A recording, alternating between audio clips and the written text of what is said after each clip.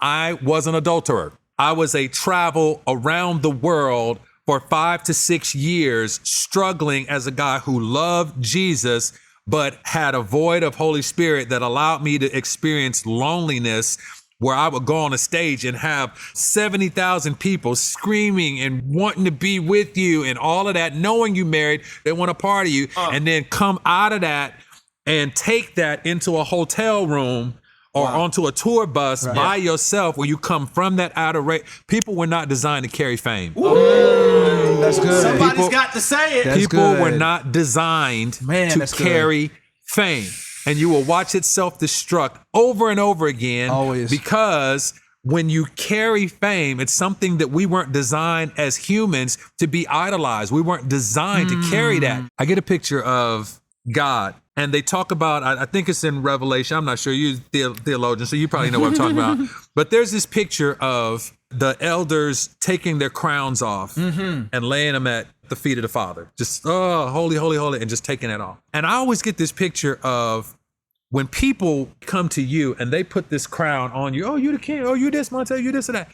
I take that crown and I lay that at God's feet in that way. And I say, this is yours. Yes. And then I feel like because he loves me, he says, you my son, boy. And he puts you get on out there and get him. And I go back out there. And every time that I can continue to put it at his feet, he says, but no, I'm the king, and I can make you what I need you to be because I know you'll bring it back to me. Right. So that's what would happen. And so in our marriage, man, that was a journey of people casting fame onto me that I was not designed to carry. Yeah. And you start to implode. You start to go through depression. I put on gain of weight. I was in sin.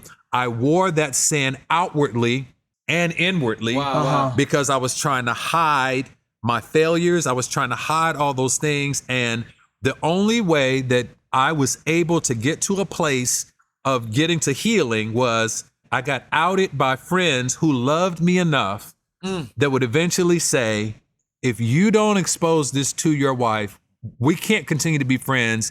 And not only that, if you don't do it, we will. And at that point, I finally got to that place where I'd fallen so many times that it's just, I'm wearing it in weight, I'm wearing it in sin, I'm talking about it in my songs. Right. When I'm looking at you, keep thinking, why can't she be like you? So I'm scheming, I can't go on like this, believing her love is true. Standing on the dance floor while she tricking, you are all I want, girl, she's a chicken. We might be together, but love is missing. Girl, I want you, so what can we do? Girl, if it's all right, let's go somewhere and get it on tonight. I got a girl, but you look good tonight. It's one, like all my songs. I am in sin, dude. Like I am living this thing out, and I'm telling everybody, I'm destroying my marriage, I'm destroying my life, and I don't have a way out. And people are just like, yo, give him a Grammy, or let's get to the awards show or whatever. And so that pain, dude, I navigated that with my wife. And here's how it came to the front. Talk to us. I realized that when I was given that ultimatum from people that love me, you tell her or we'll tell her, I was thinking, if you tell her, I die. Because Kristen Jordan, I'm not gonna live through this. I know that. You tell her, that's death sentence. Hang life up. If I tell her, we get divorced, we split up the kids on different weekends, we rotate. But I live. Yeah. I live 50% of the life that I had, but I get to live. And so that was the standpoint that I took. And so I go to my wife and I exposed to her what I had done. That was hell. Oh, it must have been. It was hell for her. It was liberating for me because for years I've been carrying this sin all to myself. And now I have unloaded all these details, all this sin onto my wife. So now she's carrying a load that we were probably meant to try and figure out together for years. And I've unloaded this onto my wife. My wife has the opportunity to leave, legitimately take half. And she asked the same person that outed me, what do you think I should do?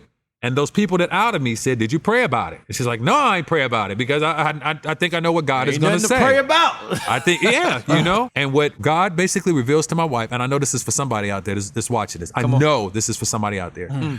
God says to my wife, why leave and take half when you can stay and have it all? That's what he says to her. Wow. And her response to that is, but how can I ever trust him again? And his response to her is, I'm not asking you to trust him. I'm asking you to trust the me in him. Because I've never been in him like I'm going to be in him before.